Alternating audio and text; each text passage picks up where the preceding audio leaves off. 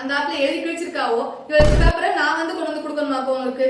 நான்லாம் உங்க பேப்பரை தொடக்கூட மாட்டேன். பிரியா என் இடத்துல உங்க பேப்பர் இருக்கு, நீயும் ஒருத்தவங்கிட்டே கொடுத்துட்டு நீயே வாங்கி அதை என்ன வேணாலும் பண்ணிக்கோ. ஆனா யாருமே என் கைக்கு மட்டும் உங்க பேப்பர் கொண்டு வரவே வராதீங்க, புரியுதா?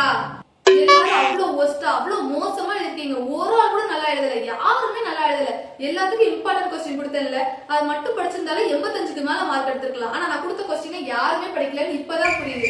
கேட்கும் போதெல்லாம் படிச்சிட்டேன் மேம் சொல்ல வேண்டியது. ஆனா யாருமே நல்லா எழுதல.